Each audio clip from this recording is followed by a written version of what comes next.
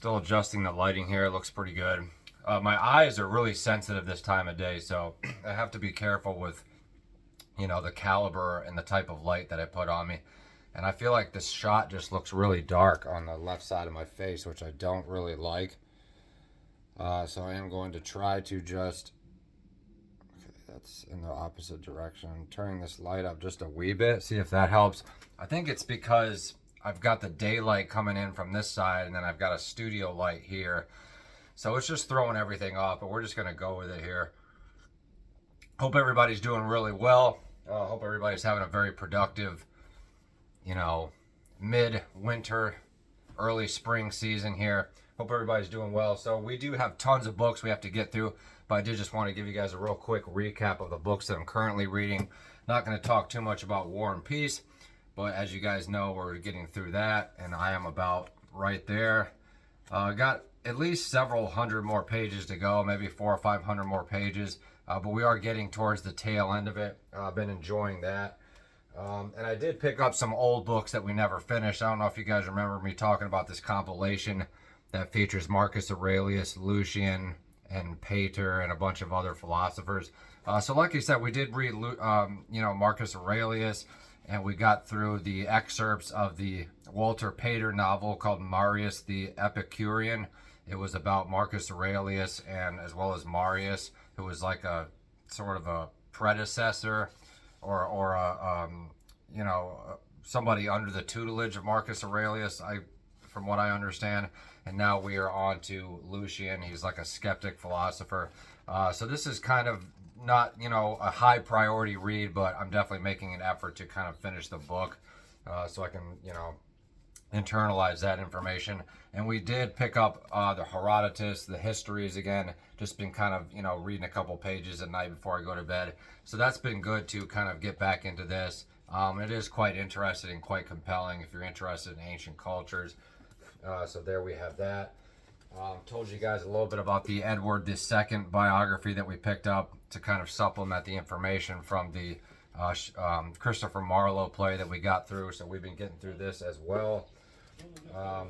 Speaking of plays and stuff like that, we are getting through Hamlet by Shakespeare. Really enjoying that. I'm about halfway through Hamlet now, so kind of learning about the ghost of Hamlet and sort of the King Claudius and how he killed Hamlet's father, who is the ghost of Hamlet. So definitely a lot of material in Hamlet. It's definitely going to require a reread for sure. But we'll check it back up on that later. And we did pick up The Web and the Rock by Thomas Wolfe. And I was kind of talking about this book in my video a couple weeks ago, or about a week ago now. For some reason, I just felt compelled to pick it up. And I was, itching to get back into Thomas Wolfe.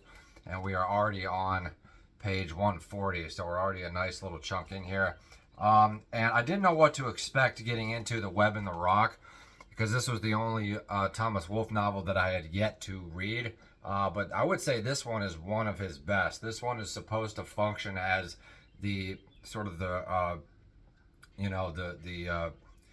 one that comes before You Can't Go Home Again. This is my first cup of coffee, guys. I'm sorry, my brain is not quite functioning at the level it should be. But this is the one that supposedly comes after Of Time in the River. Now, what's interesting about The Web and the Rock and You Can't Go Home Again is that Thomas Wolfe switched from Eugene Gant, his main original protagonist, to a new protagonist named George Webber. And George Webber's mother's family is of the Joiners. That's their last name, and they're like an old Southern sort of family that came from the mountains. And then we have his father, the Webbers, who were maybe a little more sophisticated, but you get the sort of the family background, the family and cultural background of both his family's heritage, and that kind of forms the sort of the metaphor for George Webber sort of existing in the web of life. So it is a little bit more grand, maybe a little more inclusive, but it's very much Thomas Wolfe. It's still kind of, in the vein of Eugene Gant. And, a lot of the same characters pop up, but he's got really interesting new characters. And we'll be doing a deep dive on Thomas Wolfe at some point, probably after we finish this. But I feel like you need to read this to get a real firm understanding of Thomas Wolfe in terms of his literary output. So that's kind of what we've been in the process of doing now. So let's get to the new books. I think I covered all the current reads that we're doing. So we're moving on to the new ones here. And I actually forgot about this, but I've had this for a couple of weeks now. I forgot to include it in the last book haul. We have a beautiful edition of Lame Deer, Seeker of Visions by John Fire Lame Deer and Richard Erdos. This was like my Bible when I was growing up. I used to, supplement this along with Bury My Heart at Wounded Knee. A lot of different Native American books. This is like a biography / autobiography about a medicine man from the Rosebud Reservation way back in like the 50s and the 60s. Talks about the poverty of the Native Americans. It's been a while since I've read this, but this is like the only copy you can really get now. I used to have another copy that was actually a little bit better than this, and now I'm starting to get a migraine as I'm trying to finish this video. I'll see if we can get through it here. So yeah, I'm super happy to have a nice little paperback copy of this. I will be filling you guys in on my little tiny paperback collection that we've been curating. But let's just a little synopsis here. A chronicle of the remarkable life of a Lakota medicine man and master storyteller, an ethnographic history that is equally charged with humor and sobering reality. So maybe we'll possibly do a book review of this in the future. But just real happy to have a new copy of this. I had to order this on Amazon. This is very hard to find. Anyway, so let's move on to, I've been kind of curating some true crime books. So we did get Patricia Cornwell, The Portrait of a Killer, Jack the Ripper, Case Closed. And I probably won't talk too much about this until I end up reading it. But her thesis is that Jack the Ripper is Walter Sickert, the artist. So it's pretty compelling. A little picture of Walter Sickert there. And if you look at Walter Sickert's paintings, you could definitely make some parallels. But looks like she's doing a deep dive in comparing his handwriting, comparing his drawings to, victims of Jack the Ripper. I assume she's going to kind of get into the alleged latent sort of misogyny that is, assumed about Walter Sickert. I don't know if any of this is true. This could just be her thesis, but it does seem pretty compelling. So if we have any Jack the Ripper enthusiasts out there or Walter Sickert enthusiasts, let us know if you guys think there's a link. There may or may not be. So I guess we'll talk about the more true crime books here.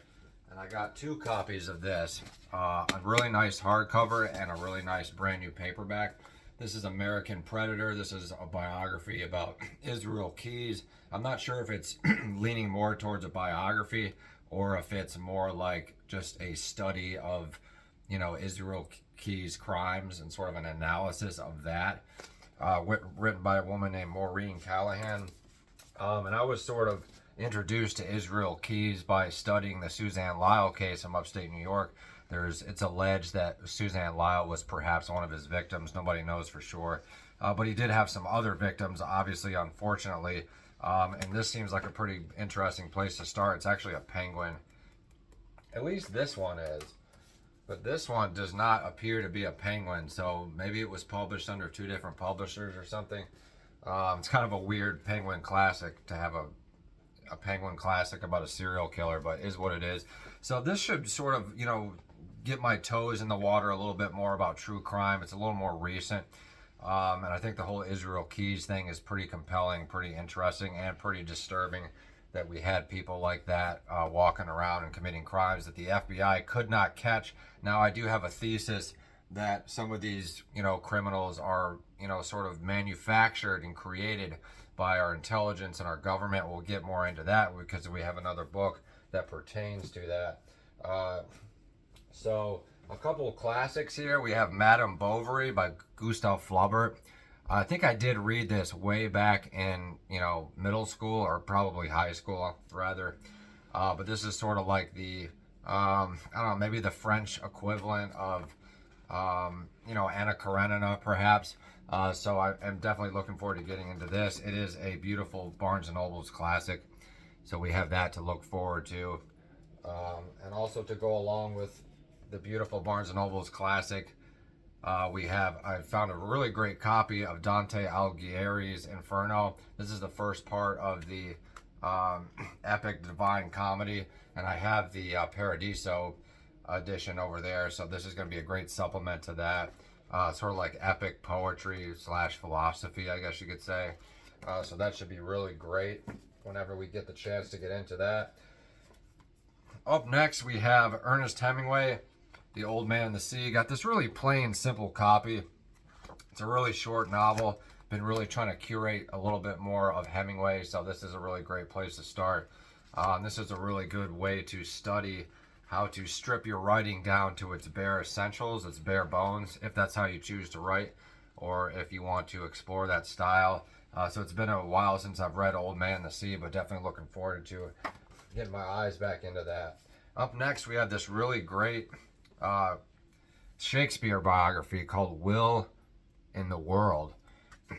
So this is sort of delving into sort of the myths and the historical references of Shakespeare, and maybe sort of attempting to dispel them. And I'm going to be using this to kind of supplement, the Hamlet play, to kind of get into a little bit more about Shakespeare. Who was Shakespeare? How did he write? What did he write? Where did he come from? Who was he? All that stuff. So this should be really interesting, written by a man named Stephen Greenblatt. So if anybody's read this Shakespeare biography, please let me know. Up next, we have another really great historical sort of Renaissance medieval biography about Martin Luther by Eric Metaxas. Martin Luther, the man who rediscovered God and changed the world. So this is going to be a really great sort of overall peripheral supplementation about the Protestant Reformation, and how it existed within the context of the Catholic papacy and the struggles that ensued. It's got some beautiful paintings by Hans Holbein the Elder in here as well.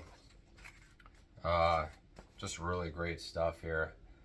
So this is kind of the stuff you're going to want to look for to supplement your historical reading. Whether it's poetry, plays, novels. Heck, maybe even you're watching like a medieval TV show or something. I've been watching Borgia quite a bit with my family. So this is all really good stuff to kind of supplement that as well. So we're getting towards the tail end here. So let's talk about a little bit more about a true crime book I ordered by a man named Dave McGowan. It's called Program to Kill: The Politics of Serial Murder. So this is kind of what I was talking about when we talked about Israel Keys potentially being manufactured. I'm not saying he was specifically, but let's see here. The specter of the marauding serial killer has become a relatively common feature on the American landscape. Reactions to these modern-day monsters range from revulsion to morbid fascination. Fascination that is either fed or a product of the saturation coverage provided by print and broadcast media, along with a dizzying array of books. The prevalence in Western culture of images of serial killers and mass murderers has created the public mind a consensus view of what a serial killer is. Most people are aware to some degree of the classic serial killer profile, but what if there is a much different profile, one that has not received much media attention? In Program to Kill, acclaimed and always controversial author Dave McGowan takes a fresh look at the lives of many of America's most notorious offenders, focusing on the largely hidden patterns that suggest that there may be more to the average serial killer story than meets the eye. So this is kind of, going back what we said a couple seconds ago about there's a little bit more to serial killers, folks. I really do think there is. If you look at it in terms of who they're connected to, where they come from, a lot of them are from either religious or sort of, political cults. So it seems like a really compelling thesis. Haven't really read Dave McGowan's book yet. It looks like a mammoth book. But if we have any Dave McGowan scholars out there, please let us know. And on that topic, we have another Dave McGowan book. I've heard Jay Dyer talk about this quite a bit. This is Weird Scenes Inside the Canyon. Now, this book sort of dispels or sort of delves into some of the behind-the-scenes political and sort of, more esoteric, conspiratorial results of the 60s counterculture music, stuff like Laurel Canyon, stuff like Jim Morrison, stuff like you know, the Mamas and the Papas, Buffalo Springfield, all that good stuff. So I think his thesis is kind of that, similar to Program to Kill, that a lot of things we see in society, such as, you know, alleged countercultural movements that are supposed to be grassroots, are actually more controlled, and sort of, you know, hijacked by either government or political espionage kind of, you know, foreign policy groups and stuff like that. So it seems really interesting, and I really like, you know, a lot of the music from the 60s. I think when you're growing up as a young kid, you know, you're idolizing these people and these bands. You're not really thinking about who they are or what connections they might have had, how did they get famous, all that stuff. So you should always be weary of all that stuff, and you should keep all that stuff in your peripheral within any genre, whether it's music or art or media or, you know, whatever it is you're studying. So this seems really compelling. I'm going to be getting into that, hopefully. Up next, we have this interesting book by Douglas Valentine called The Phoenix Program. Now, this is sort of, from my understanding, in regards to some of the behind-the-scenes torture and intelligence operations that went on during Vietnam against the Vietnamese, I think. Could be a little bit off on that. Let's see here. This definitive account of the Phoenix Program, the U.S. attempt to destroy the Viet Cong through torture and summary execution, remains sobering reading for all those trying to understand the Vietnam War and the moral ambiguities of America's Cold War victory. Through carefully documented, the book is written in an accessible style that makes it ideal for readers at all levels, from undergraduates to professional historians. So I'm trying to see what else if we can get here. So I'm not exactly sure what this book is actually about, but I've heard it recommended. It's definitely sort of an expose on the CIA and sort of espionage and foreign policy. So this definitely seems like something that will be very interesting. It's probably going to be a little over my head, but it's good to approach stuff like this to get it under your belt. So up next, and last but not least, we have this beautiful Barnes & Noble's copy of John Milton's Paradise Lost. I really like how they got the Hieronymus Bosch on there. Really great stuff. Love the beautiful folded dust jacket there. I'll show you guys the book here as well. Beautiful Barnes & Noble's classic with John Milton's Paradise Lost. So as you can see, we're trying to get in more to the older classics, the Renaissance classic, the medieval classics, the Greek classics. So we're kind of dipping our toes into every little thing. That's kind of what it's got the beautiful proliferated old school pages there. So that's kind of what I'm trying to inspire you guys to do, is to just dip your toes into some different literature. Read some biographies, read some prose, read some poetry, read some philosophy. Read some conspiratorial stuff, read some true crime, read some, you know, whatever it is you're into. Try to focus your reading in a way that branches out and enriches your entire, you know, pool of interest, so to speak. Yeah, I think that's a really important way to approach it. And you want to be conscious of what you're reading. You know, you don't want to just read garbage. I'm not trying to sound like an elitist, but, you know, if you're reading romance novels all the time, you know, is that really benefiting you emotionally and spiritually? If you like romance novels, for example, try to find a really good classic that's a romance. You know, instead of just reading sort of a modern, stripped down, dumbed down genre like romance or fantasy, try to find something within the canon of classics or prose, or at least something that has a reputation, yeah, something that has some sort of grandeur, something that has a lot of people are talking about. Or even if nobody's talking about it or nobody likes it, you know, try to find something that's backed up with a little bit of merit instead of just reading fantasy novels or romance novels. I'm not saying that stuff is bad to read, but I'm trying to encourage you guys to get more into the history of writing. You know, who are the great writers? Why are they the great writers? And really study them and try to figure out what they did good, what they did not so good. You know, read as much as you possibly can within reason. So thank you so much for watching this video, guys. Hope you guys did enjoy this little book haul update. Let me know what you guys and gals are reading. Please follow me on Instagram at Andrew Marlowe Artist. Send me an email at andrewmarlowe22@gmail.com if you guys want to talk about books or whatever else you guys may have found on this channel. And we will see you guys very soon.